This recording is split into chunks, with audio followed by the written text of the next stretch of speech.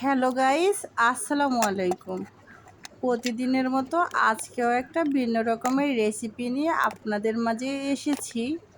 আজকের রেসিপিটা হচ্ছে ইলিশ ভাপা। একদম সিম্পল নিয়মে আজকে আমি রান্নাটা করব, ঘরোয়া উপকরণ দিয়ে, বেশি কিছু দিব না। চলুন তাহলে সম্পূর্ণ রেসিপিটা আমরা জেনে নিই। এইখানে ইলিশ মাছটা আমি কেটে বক্সে ভরে ফ্রিজে রেখে দিয়েছিলাম। ফ্রিজ থেকে বের করে নর্মাল করে নিয়েছি। এখন একটা মাছ আমি ভালো করে ধুয়ে নিব। নিয়ে যেই বাটিটায় আমি ভাপা ইলিশটা করব, ওই বাটিটা হচ্ছে আগে থেকে ধুয়ে নিয়েছি। নিয়ে এখন এক এক করে সবগুলো মাছ বাটিতে বসিয়ে নিব। দেয়া হয়ে গেলে আমি হচ্ছে আগে থেকে পেঁয়াজ, রসুন, হালকা জিরা ব্লেন্ড করে নিয়েছি।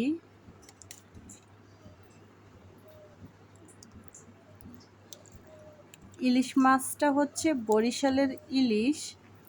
বরিশালের ইলিশটা অনেক টেস্ট হয় যদি আপনি রান্নাটা ঠিকভাবে জেনে রান্নাটা করেন তাহলে। এখন হচ্ছে আমি একটা প্লেটে মাছগুলোকে নিয়ে সকল উপকরণ দিয়ে মিশিয়ে নিব। মাছের ডিমও হয়েছে। বরিশালের ইলিশ হচ্ছে ভাপা করলে বেশি মজা লাগে। এখন এইখানে আমি পেঁয়াজ, রসুন, হালকা জিরা ব্লেন্ড করে নিয়েছি। লবণ দিয়ে দিলাম, হলুদ গুঁড়া দিব, মরিচ গুঁড়া দিব, আর হচ্ছে ধনিয়া গুঁড়া দিব। দিয়ে আমি খাঁটি সরিষার তেল দিয়ে রান্নাটা আজকে করব। সরিষার তেলটাও দিয়ে ভালো করে সবগুলো উপকরণ একসাথে মিশিয়ে নিব।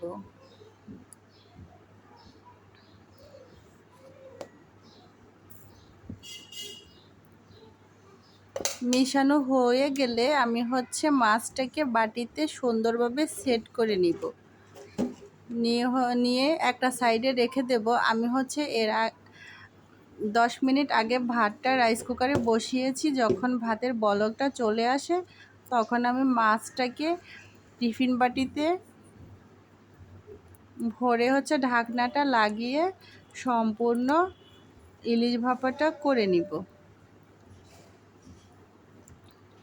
আমি এইখানে পানি দিব না বেশি, হালকা শুধু ব্লেন্ডারটা ধুয়ে মশলা লেগে আছে তাই হালকা একটু পানি দিয়ে ধুয়ে আমি এটার সাথে দিয়ে দিব মাছের সাথে। সবগুলো রান্নায় যদি সব উপকরণ সঠিক হয় তাহলে রান্নাটাও খেতে অনেক মজা হয়।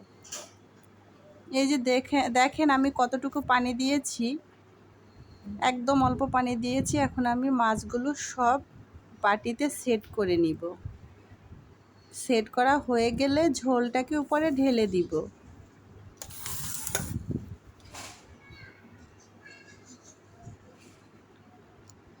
সকল মশলার উপকরণটা দেখেন একদম পারফেক্ট ছিল।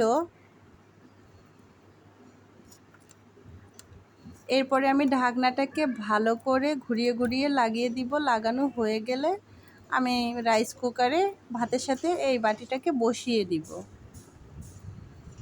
একদম ভাতটা হওয়া পর্যন্ত অপেক্ষা করব, সাথে সাথে ইলিশ ভাপাটাও হয়ে যাবে।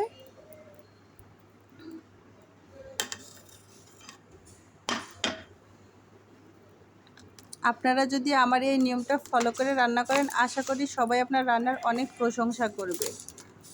আমার রান্নার ভিডিওটা ভালো লাগলে লাইক, কমেন্ট, শেয়ার করে পাশে থাকবেন।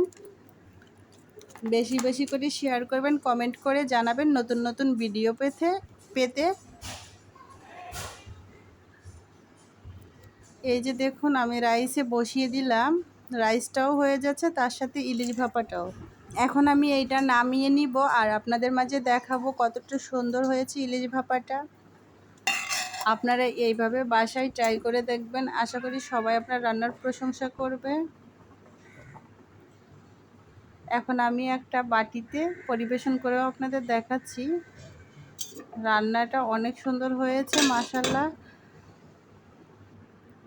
এত সুন্দর একটা ফ্লেভার বের হয়েছে। আপনারা যদি এভাবে রান্না করেন, আশা করি সবাই আপনার রান্নার প্রশংসা করবে। সবাইকে ধন্যবাদ। আসসালামু আলাইকুম। থেকে থেকে চলে আগুন, জলের ছিটায় নেভে না। খোলা আছে মনের দুয়ার, বাইরে তুমি থেকো না। কত চেয়ে আছি বসে, কখন তুমি আসবে পাশে। প্রেমের লাগে বুকটা করে আ আ উ, দুষ্টু কোকিল ডাকে রে।